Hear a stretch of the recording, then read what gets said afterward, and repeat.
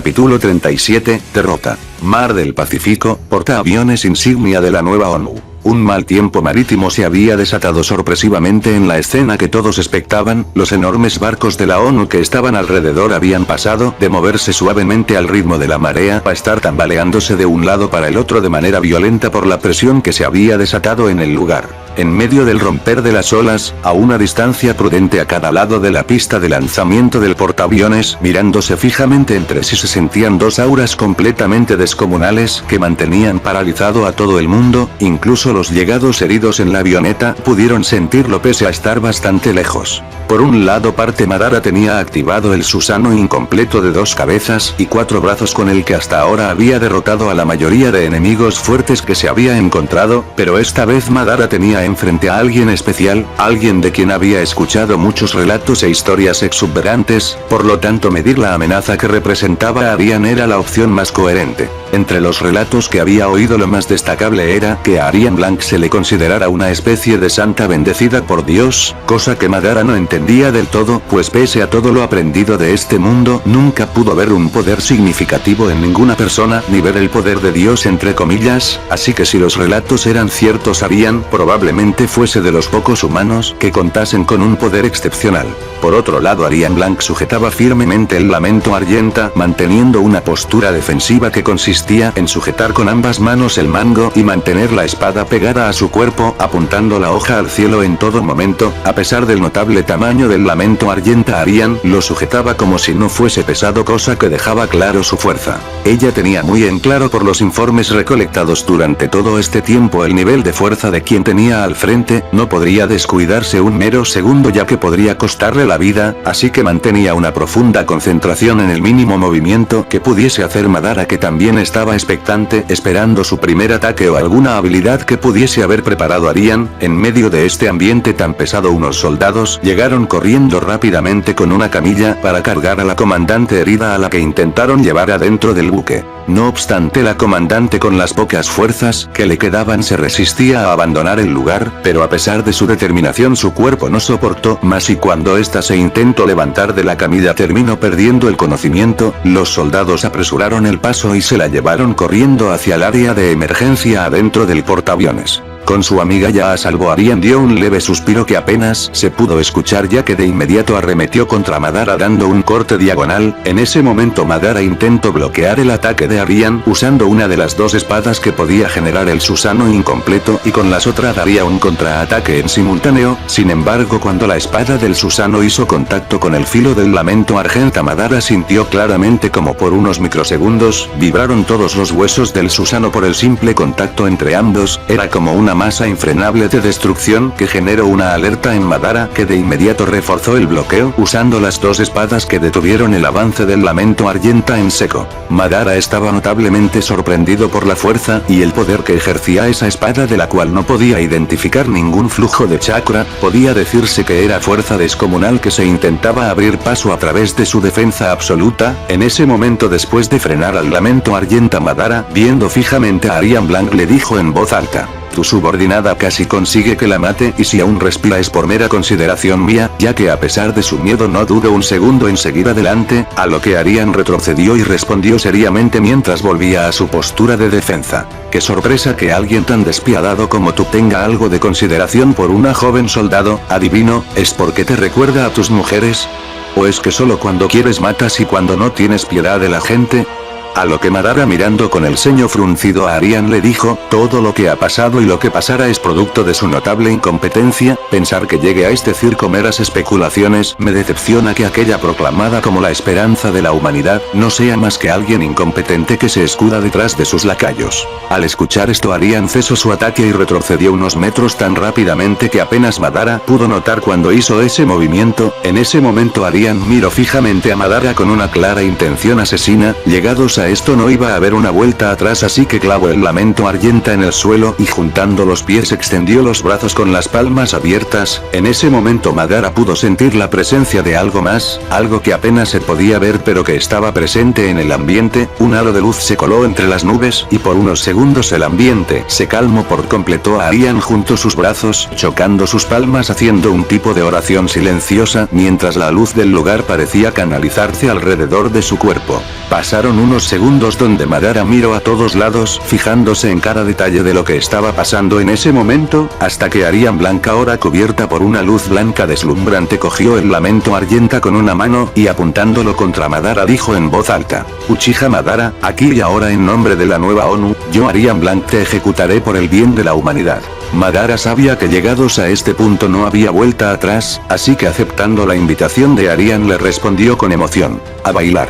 En ese momento el Susanoo de Madara levantó sus dos espadas imponentemente y a continuación el Susanoo azotó las espadas contra la plataforma lanzando dos ondas de energía que fueron directamente contra Arian, destruyendo la plataforma del portaaviones en su recorrido. En ese momento Arian esperó unos segundos hasta que en el momento correcto saltó hacia adelante, esquivando las ondas y corriendo velozmente hacia adelante. Cortó la distancia entre ella y Madara, que entendiendo su intención levantó las espadas para dar 4 cortes en distintas direcciones. No obstante, Arian Blanca en ese momento aumentó su velocidad exponencialmente, adelantándose al corte que venía por encima de ella dirigido hacia su cabeza, el cual esquivó saltando hacia adelante, poniendo su rodilla por delante y cargando sus brazos hacia atrás, volviendo a coger el lamento Argenta con ambas manos para dar un ataque de guillotina inminente contra el Susanoo de Madara. Arian en esas fracciones de segundos alcanzó a dar un grito de guerra y ejecutó su ataque con toda su fuerza. No obstante, cuando vio como el lamento Argenta estaba a punto de golpear de lleno los huesos del Susanoo, este se desvaneció de un momento a otro, por lo tanto el golpe de Arian terminó chocando contra el suelo, partiendo profundamente la cubierta del portaaviones y dejando ver como a último segundo Madara había deshecho el Susanoo para esquivar el guillotinazo de Arian, que había pasado a milímetros de su rostro. Pese a esto no pasó ni un segundo para que Arian saque el lamento Argenta del suelo y comience a dar cortes contra Madara, que con cada blandir emitían un haz de luz el cual parecía no apagarse por lo rápido que estaban dirigiéndose contra Madara. Después de varios esquivos, Madara ya había analizado el patrón de ataque y cuando vio la abertura se dispuso a contraatacar.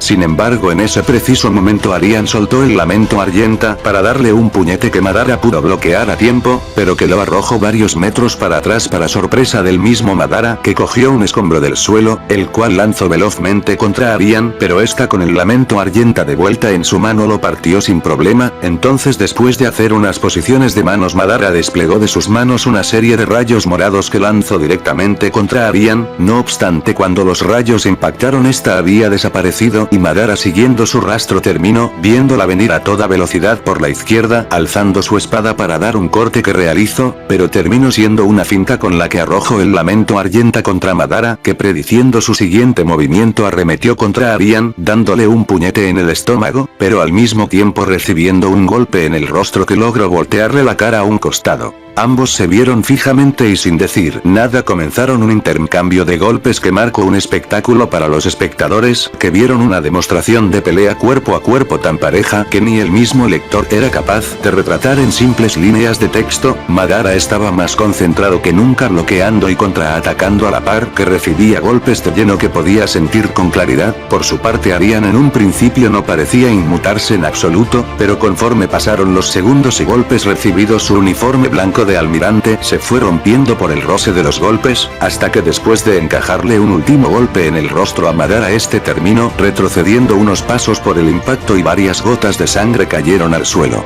Madara tenía varias partes de su rostro magullado y ese último golpe le había hecho una herida en la cabeza, provocando que una línea de sangre cayera por su rostro. No obstante, después de haber dado ese golpe, Arian cayó sobre una de sus rodillas y de su boca comenzó a salir sangre, que ella se limpió con la manga de su uniforme mientras retomaba el aliento pesadamente. Intentó quitarse un mechón de pelo que había en su frente, el cual se había desprendido de su cola de caballo, que después del intercambio de golpes se había soltado, mostrando por primera vez a una Arian sucumbiendo frente a alguien. Madara, pese a seguir de pie, sentía un ligero vibrar en sus brazos que bloquearon los golpes, y en las partes de su cuerpo golpeadas el dolor era latente y profundo en todos los sentidos. Madara alzó su mano y vio como ésta temblaba involuntariamente, así que la cerró haciendo un puño puño se dispuso a ir a terminar con Arian, que se intentaba levantar mientras tocía sangre. No obstante, Madara al dar un paso sintió como trasbillo un poco y perdió el equilibrio por un segundo, en el que incluso su visión se vio un poco nublada, dejando el claro que Arian había provocado más daño del que Madara creía haber recibido. Esto provocó en Madara una sonrisa que se vio reforzada con el levantamiento de Arian, que mirando fijamente a Madara cogió el lamento Argenta y apretando la empuñadura del lamento Argenta se puso en guardia.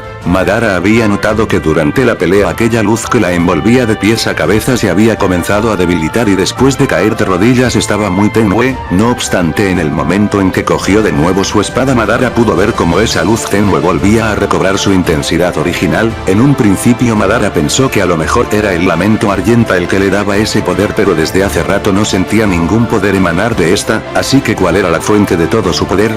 Madara enfocó la vista y notó como algo similar a líneas de luz muy tenues venían de muchas direcciones hacia Arian, acumulándose y generando esa luz que la envolvía. Según Yonuike, este poder era la bendición de Dios, el cual había encargado a Arian la labor de proteger a la humanidad frente a esta amenaza. No obstante, Madara siguió el rastro de esas miles de líneas de luz, descubriendo la verdadera fuente del poder. No se trataba de ninguna bendición otorgada por algún ser divino, las líneas de luz venían de los cientos de personas que, pese a verla malherida casi derrotada, seguían apoyando a su líder, seguían creyendo en ella y entre oraciones junto con arengas, emitían aquellas líneas de luz que solas casi no se veían, pero en conjunto daban forma al poder de Arian. Madara por fin entendió que pese a no tener chakra, las personas de este mundo eran capaces de manifestar otro tipo de poder, uno muy pequeño pero al final de cuentas era suyo, y en este preciso momento le estaban dando pelea con él mismo. Mientras Madara veía todo este espectáculo, Arian con su luz recargada lo vio y durante unos segundos tuvo un pequeño recuerdo de ella misma cuando, al ser una niña vestida con un hábito religioso, se colaba a una sala donde algo parecido a un monje canalizaba la luz de fe en una de sus manos. En ese entonces la joven Arian se quedaba asombrada porque ella también era capaz de ver las líneas de luz tenue moviéndose hacia aquel monje. No obstante, este recuerdo bonito se vio manchado por otras cortas imágenes donde toda esa belleza era teñida de rojo.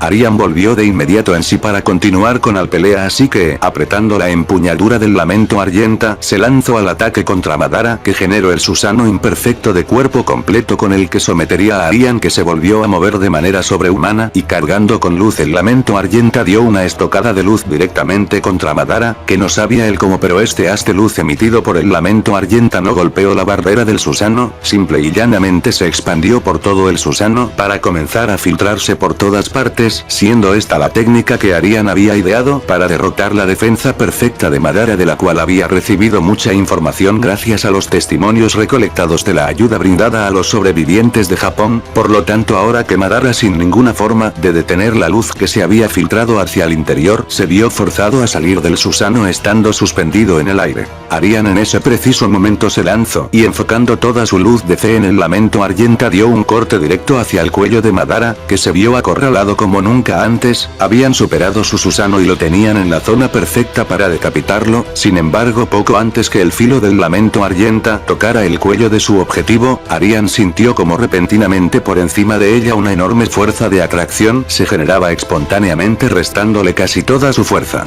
Madara había decidido usar el Chibaku Tensei, con el que ubicó un punto de atracción gravitatoria por encima del portaaviones donde estaban peleando con Arian. La fuerza de atracción se hizo tan grande que frenó por completo el ataque de Arian y comenzó a absorber la luz de fe que emanaba el lamento Argenta. Arian Blanc no tenía idea alguna de que Madara tuviera la capacidad de focalizar la gravedad en un punto exacto. Esto escapaba por completo a cualquier plan establecido, y si no encontraba la forma de contrarrestar esa gravedad sería su fin. Mientras más pasaron los segundos, su luz de fe era succionada por el Chibaku Tensei. Arian intentaba pensar en alguna forma para revertir la pelea, no obstante ninguna idea se le venía a la cabeza. Siguieron pasando los segundos mientras aún craneaba algo, hasta que sintió como repentinamente su cuerpo comenzaba a ser levantado por la fuerza gravitacional, y sumado a esto comenzó a escuchar los gritos de los tripulantes de las otras naves que, aferrados a cualquier cosa, luchaban por no ser absorbidos por la gravedad, que también había generado un oleaje turbulento que movía a los barcos violentamente. La situación se había salido de control y Arian, al ver esto, dejó de pensar en la pelea para ayudar a sus subordinados, pero no pudo, ya que sus piernas comenzaron a flaquear mientras sentía sus pies despegarse del suelo de la plataforma.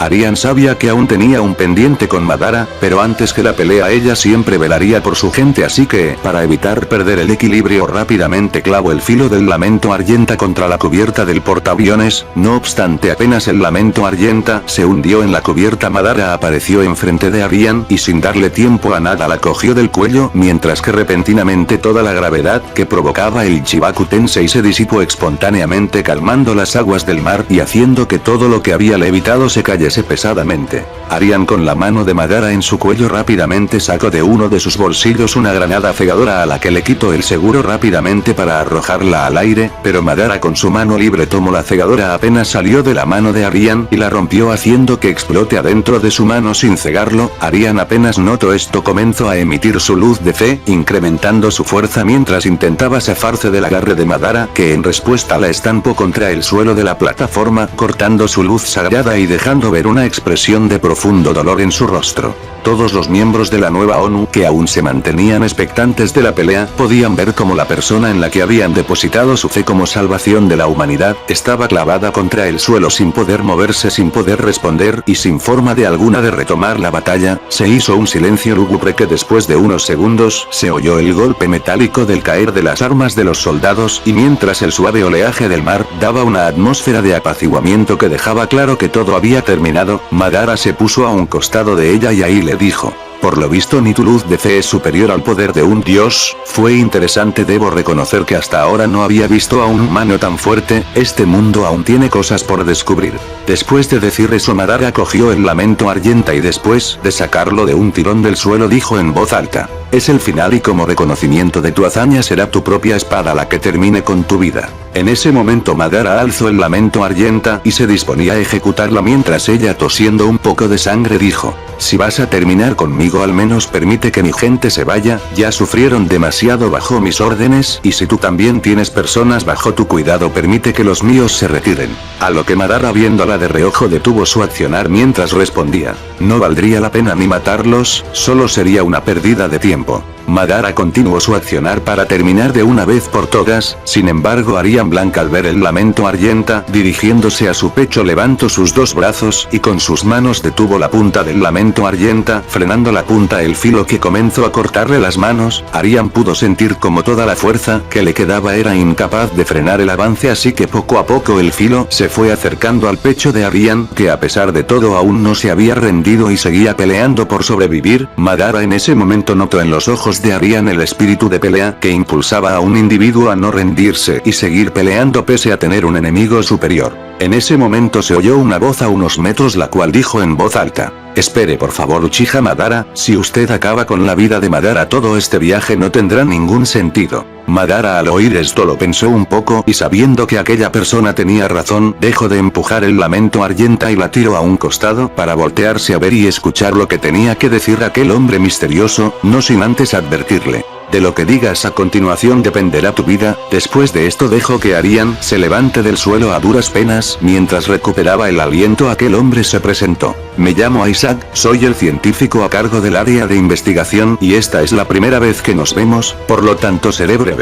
El científico Isaac se aclaró la garganta y comenzó: hay un informe que nos llegó poco antes que usted llegase, específicamente fue un reporte proveniente del grupo en el avión que se dirigía a Sudamérica. Este informe revelaba la situación en la base de Sudamérica, la cual recibió un ataque sorpresivo donde Madara, al no escuchar nada relevante, preparó su puño para acabar con Aryan Blanc, pero cuando la voz de Isaac mencionó lo siguiente: el remitente del informe es Víctor Manuel Vicente, Madara recordó leer claramente ese nombre en uno de los documentos que encontró en el laboratorio chino antes de ser atacado por ese zombie parecido a un golem. Con eso en mente decidió terminar de escuchar a Isaac, que dijo lo siguiente: el informe que recibimos es más una alerta que se envió desde la base central de familias refugiadas pertenecientes a la nueva ONU. En el escrito se nos informaba del ataque sorpresivo a la base. El ataque no había sido causado por zombies, ya que se hallaron residuos de armas de fuego de largo alcance que destruyeron las torres defensivas del emplazamiento y consiguiente un grupo de soldados ingresó al lugar. Según testimonio de la alerta, llevaban un camuflaje que los volvía invisibles y, aprovechando esa tecnología, habían tomado las instalaciones de investigación del virus que se habían montado en el lugar.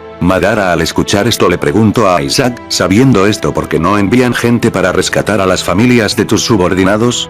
A lo que Arian, que ya había recuperado el aliento, le hizo una seña a Isaac y respondió fríamente. La alerta que recibimos fue hecha por alguien que en algún momento pudo acceder al sistema de comunicación de la base de refugiados, la cual fue saboteada hace 4 días, por lo tanto la toma de la base sucedió hace 4 días en los cuales se realizó la extorsión a los pilotos de las misiones a los 5 continentes y su consiguiente traición a la nueva ONU provocó todo esto. Madara vio que mientras decía esto Arian comenzaba de perder poco a poco su solemne voz que tanto la caracterizaba, cambiándolo por un tono de voz lúgubre con el que narró lo siguiente.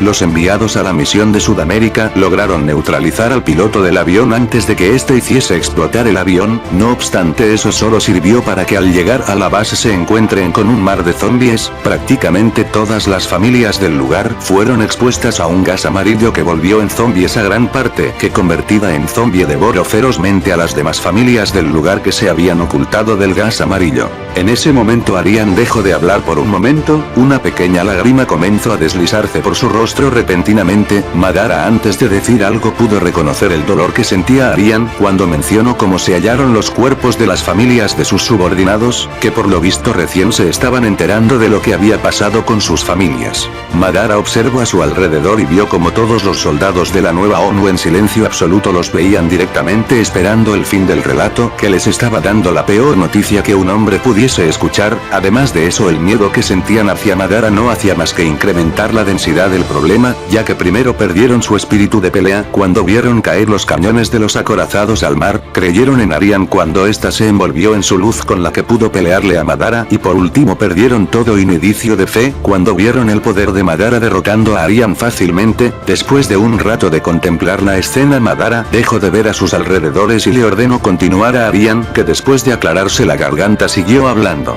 El equipo que llegó a la base de familias refugiadas pensó que no quedaba nadie más con vida, por lo tanto intentaron recolectar información sobre lo que había pasado. Todo estaba relativamente normal hasta que después de unas horas de revisar las zonas que no habían sido destruidas, en las que no encontrando nada se dispusieron a volver, pero se oyeron sonidos provenientes de uno de los almacenes que parecía destruido por una explosión. Con la incógnita de que pudiese ser un sobreviviente de la masacre, investigaron el almacén encontrando adentro al científico Víctor Manuel Vicente. Este se hallaba en medio de un montón de basura y pedazos de metal provenientes del almacén. Tenía un aspecto desagradable y estaba en un profundo estado de psicosis, aferrándose a un maletín de documentos mientras susurraba cosas sin sentido. El grupo, sorprendido de hallarlo en ese estado, procedió a rescatarlo. Al comienzo todo fue relativamente normal. Víctor Manuel Vicente respondió preguntas e hizo caso a las indicaciones de los soldados, pero cuando este vio que uno de los soldados le quitaba el maletín para ayudarlo adecuadamente, Víctor Manuel Vicente repentinamente cogió un pedazo de metal que tenía en el suelo a sus pies y usándolo como puñal atacó furtivamente al soldado. Los otros soldados que estaban ahí de inmediato intentaron frenarlo, pero Víctor Manuel Vicente parecía una bestia descontrolada, así que sin más opciones le dispararon en el acto, provocando que este caiga al suelo muerto, dejando caer su maletín, del cual al caer terminó por desparramar sus hojas.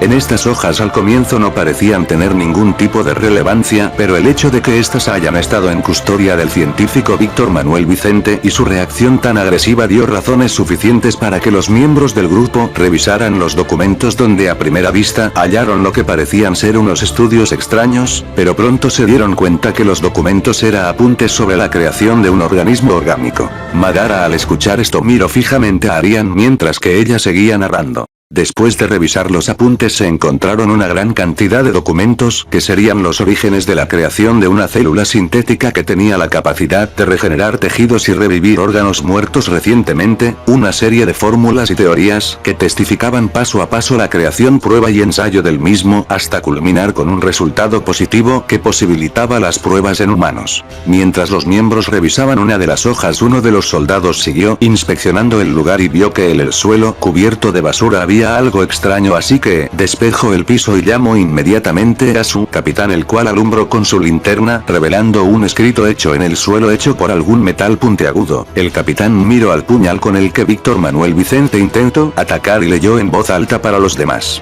Escribo esto antes de que me encuentren. Sinceramente quisiera meterme un disparo, pero no encontré ningún arma en mi camino hasta aquí. Pero escribir esto evita que los gritos de afuera me quiebren la mente. Hace nada vi como gente que creía veía en mí despedazaban a la persona que más admiraba, así que, sin nada más que perder, quiero dejar aquí una confesión acerca de lo que hice. En este extenso escrito que estaba en el suelo, Víctor Manuel contó cómo al experimentar con la genética de bacterias encontradas en una fosa marina del Polo Norte al cual la humanidad no había llegado hasta esa fecha, en un comienzo nadie creía en las teorías del científico Vicente, pero cuando este consiguió financiamiento de una farmacéutica ilegal en Sudamérica, no pasó mucho hasta que gobiernos de distintos países lo buscaran para saber más de su proyecto, pero cuando la fórmula estuvo lista, se estimó un terrible riesgo de que el organismo que había creado termine mutando en seres humanos, ya que, al experimentar con animales, muchos de estos habían presentado conductas erráticas y agresivas que ameritaron su encierro en solitario.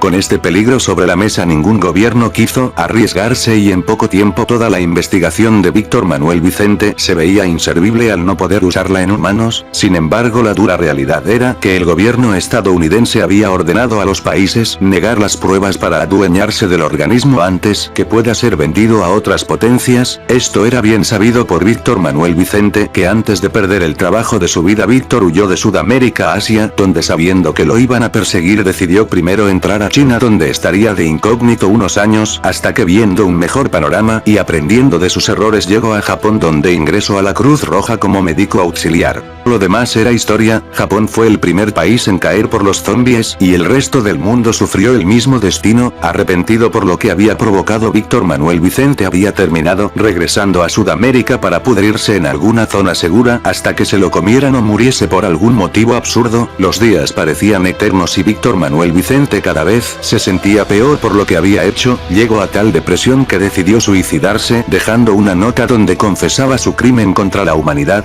pero cuando pateó la banca y sofocándose su mirada se apagaba hasta que una persona entró corriendo sujetando sus piernas haciendo de apoyo mientras le decía a gritos: "No lo haga, señor, no debe rendirse". Esta persona que lo salvó resultó ser una estudiante de medicina la cual pasaba por la zona buscando un lugar donde estudiar en paz. Ella era una de las tantas víctimas del crimen de Víctor Manuel Vicente, ya que su familia había muerto devorada por los zombies y ella, a pesar de no tener ninguna obligación, estaba intentando buscar una cura que trajera de vuelta a los convertidos en zombie. Esto generó en el científico un sentimiento de remordimiento terrible, así que como una enmienda de todo el daño que había provocado decidió apoyar su investigación, que tras varios meses estaba rindiendo resultados positivos. No obstante, cuando parecían llegar al final del camino, se oyeron las sirenas de ataque en la base oculta de la ONU. Cayeron las bombas de gas amarillo, y lo último que Víctor Manuel Vicente recordaba después de recuperar la conciencia por la explosión es ver que la estudiante le entregó lo que podría haber sido la cura justo antes de ser devorada por los zombies. Frente a Víctor Manuel Vicente, que paralizado por el miedo solo atinó a esconderse mientras oía segundo a segundo los gritos de la estudiante, esto más el retumbar de más explosiones desembocó en su locura y su posterior muerte. Después de contar todo esto, Madara vio cómo Arian apretaba sus puños con fuerza por la frustración que sentía. Toda la información que había dado solo hacía que Madara tenga más dudas y preguntas de este mundo. Hasta ahora todas las cosas que había aprendido tenían una lógica extraña, pero al menos era entendible. No obstante, esto que acababa de oír lo decepcionaba en cierto sentido. Él tenía la teoría que a lo mejor la naturaleza había sido la responsable de los zombies o que algún gran evento había causado todo, pero enterarse que el origen de los zombies era meramente por el afán y ingenio de un humano por reconocimiento era un poco desalentador. Arian se percató que Madara tenía una expresión de decepción en el rostro. No obstante, ella misma tampoco sabía qué postura tener al respecto. No había tenido mucho tiempo de pensarlo porque apenas recibió el informe comenzó el ataque de Madara contra la nueva ONU y toda la pelea que habían tenido ahora parecía no tener ningún sentido. Por lo tanto, Arian iba a decir algún comentario abierto para ver la respuesta de Madara. Sin embargo, antes de poder decir algo, Madara se giró dándole la espalda y después de llegar a la borda del portaaviones dio un salto cayendo directamente al mar. Arian, sorprendida por su accionar, se levantó para saber el motivo de lanzarse al mar, así que rápidamente se asomó por la borda y vio como Madara, caminando sobre el mar, iba hasta la avioneta en la que había venido desde China. La puerta se abrió y por ella asomó John Wick, que dio un vistazo al escenario detrás de Madara, el cual era un conglomerado de acorazados mal ordenados con los cañones partidos y una que otra abolladura en los cascos que hicieron recordar a John Wick la primera vez que llegó ahí. Mientras Madara se dirigía a la avioneta aparcada en el mar, el viento deja de soplar fuertemente dejando paso a una suave brisa que anuló el oleaje y después de tanta pelea el mar se mantuvo en una extraña paz. Adentro de la avioneta Takashi estaba tirado en el suelo y a pesar de estar vendado por todo el torso estaba consciente mirando al techo. El pana Miguel estaba curando la parte del rostro en la cual habían golpeado a Geo y mientras hacía esto le preguntó a Lester que miraba por una ventanita de la avioneta: ¿Madara está bien? A lo que Lester, volteándose cuidadosamente para no deshacer el vendaje que tenía en todo el hombro donde le habían disparado, le dijo alegremente: por supuesto que sí. Takashi, que seguía en el suelo inmóvil por las vendas, comenzó a reírse después de escuchar la pregunta del pana Miguel, a lo que este confundido preguntó: ¿Qué pasó? ¿De qué me perdí? A lo que Takashi se aclaró la garganta con unos gestos de dolor y dijo con gracia: es que tu pregunta me da risa, ya que tratándose de Madara, la persona que sobrevivió a una y mil cosas, tú preguntas si está bien.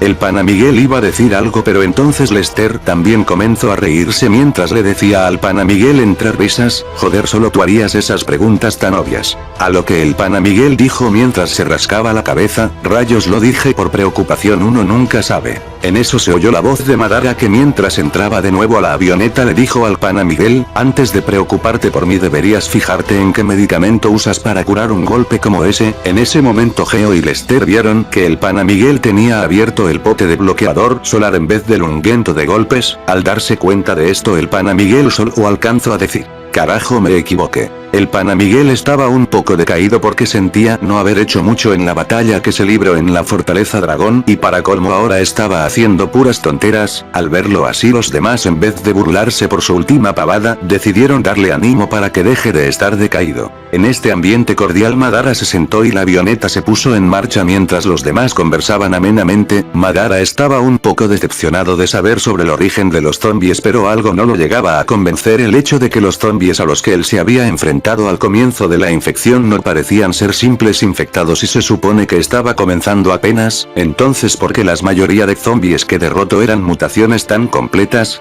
Esa cuestión tenía muchos misterios que Madara no podía descifrar, así que prefirió dejarlo de lado y enfocarse en volver a descansar en la isla Hokkaido, donde esperaban el grupo de personas a las que había considerado algo más que simples humanos de este mundo. Incluso ahora pudo ver en su pelea con Arian la existencia de humanos muy fuertes, así que pensar que se venía a futuro era tan incierto que resultaba interesante.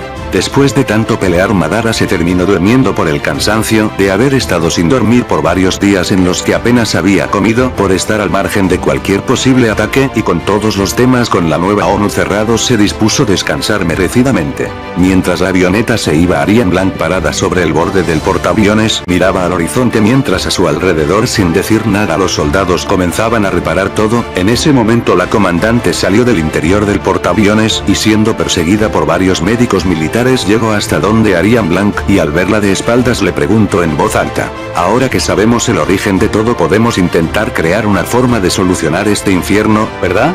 A lo que Arian, después de contemplar sus acorazados dañados y la parte del portaaviones que había sido destruido por su pelea, se volteó diciendo: ¿me creerías si te dijera que hay una forma de reparar todo esto? Mientras decía esto, recordó como claramente antes de que Madara fuese a los aviones de las misiones alcanzó a pedirle que los ayude, que si él estaba de su lado podrían hallar una cura a la infección para solucionar todo el problema, a lo que Madara esa vez le dijo a Arian: la solución que dices buscar no reparar a tus naves, no alimentará a las familias, no revivirá a tus soldados caídos, ni restaurará la vida que antes tenían. Lo que buscas no es más que una falacia, y si estoy aquí es para saber a qué me enfrento, no para salvar un mundo que ni siquiera conozco. La comandante iba a replicarle a Arian, pero cuando vio como una lágrima caía por su ojo se quedó sin palabras. En eso Arian le dijo a su comandante: lo que buscábamos siempre estuvo frente a nosotros, solo que hasta ahora no nos dimos cuenta. Mar de Japón, avioneta. Después de perderse en un merecido sueño, Madara se levantó de repente. El pana Miguel, que se hallaba sentado al costado de John Wick aprendiendo a cómo manejar un avión, se sobresaltó al escuchar un ruido, así que volteó para encontrarse con la imagen de Madara abriendo la puerta de la avioneta y se lanzándose sin más. Esta reacción generó una alarma en John Wick, que rápidamente cogió el radio y intentó contactar a la isla Hokkaido. El pana Miguel no entendía el porqué de sus reacciones, así que asumiendo que algo estaba sucediendo despertó a los demás para que se prepararan. Todos medio somnolientos le preguntaban si ya habían llegado, pero el pana Miguel no respondía claro, ya que tampoco sabía qué estaba pasando. Entonces las dudas que todos tenían, cuando John Wick puso en altavoz lo que recibía en la radio, esta decía: a cualquier grupo en el área está Estamos bajo ataque, repito, la isla Hokkaido está bajo ataque y necesitamos apoyo. Geo y Lester se alarmaron por lo escuchado y se dispusieron a preparar para un enfrentamiento instantáneo, no obstante Takashi los detuvo diciendo: esa es una grabación que dejamos en caso de que el mismo operador de radio tuviese que entrar en batalla, por lo tanto las cosas en la isla deben estar muy mal. En eso Geo le replicó a Takashi: por eso mismo es que debemos ir cuanto antes, para apoyarlos, y aunque la situación sea crítica debemos intentar hacer algo. A lo que Takashi respondió: ¿de verdad esperas que vayamos directamente con una avioneta vistosa a la isla donde probablemente aún esté el enemigo esperándonos con alguna emboscada? Todos se quedaron en silencio frente a esto, ya que era completamente verdad. La isla Hokkaido en un año se había establecido como uno de los fuertes más seguros, exceptuando la presencia de Madara. Este contaba con mucho armamento y con soldados bien entrenados que eran muy fieles a su gente, por lo que un enemigo capaz de atacar la isla debía ser demasiado grande, ya que el mismo Madara había establecido buenas relaciones con las bases de supervivientes grandes cercanas a la isla.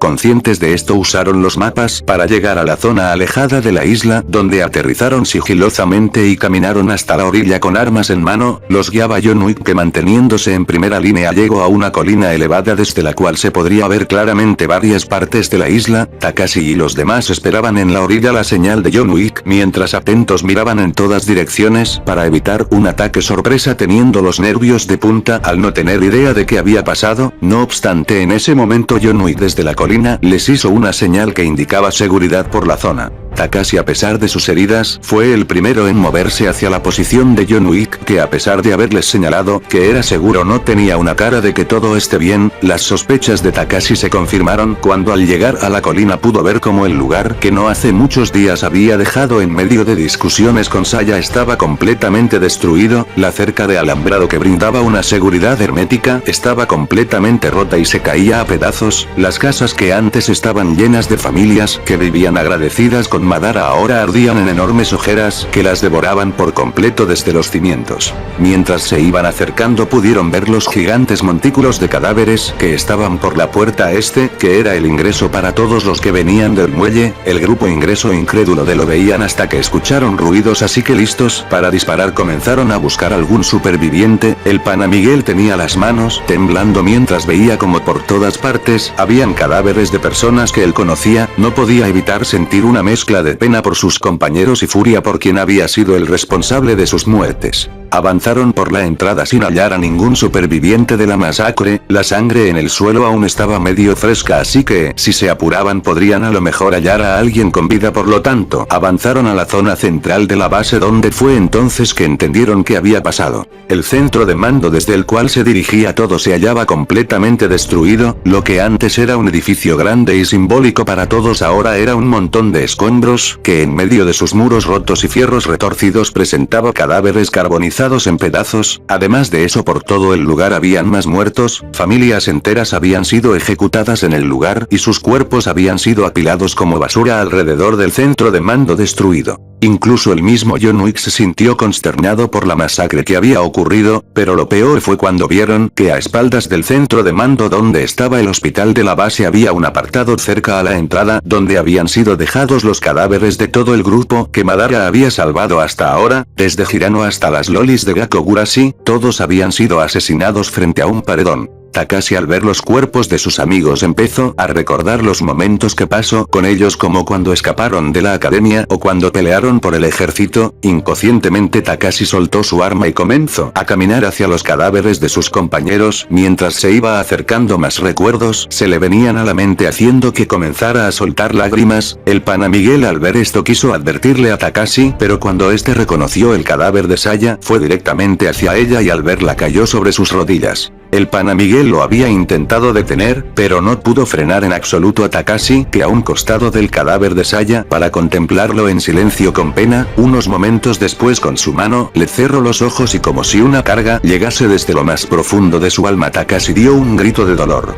John Wick, antes de que esto pasara, vio que había huellas recientes por el lugar, por lo tanto Madara ya había estado aquí, pero se había ido por algún motivo que no tardó mucho en descubrirlo, ya que entre los cuerpos que encontraron en el centro de de mando no estaba el de Saeko Busujima y tampoco el de Rei Miyamoto. Cuando Yonui notó esto fue directamente a la casa de Madara, la cual estaba en un lugar apartado de la isla que se había reservado especialmente para él y su nueva familia. Este lugar era un secreto sabido por un pequeño grupo de personas, entre las cuales estaba Yonui, que ahora se hallaba frente a la casa de Madara. La puerta estaba abierta y adentro se hallaba Madara parado frente a los cadáveres de toda su familia. Fin del capítulo 37. Bueno, lector volvió del hiatus, así que después de reescribir este episodio por 3 días por fin puedo publicarlo, ya que en un comienzo pensaba subir los capítulos siguientes, los cuales ya están escritos. No obstante, soy consciente del bajón de calidad que tuve, así que tomándome varias horas pude corregirlo y darle mejor narrativa, así que si aún hay personas pendientes de la serie, este capítulo va por ustedes. En fin, dicen que es mejor tarde que nunca. Nos vemos en el siguiente capítulo. Hasta la próxima. Hasta la próxima.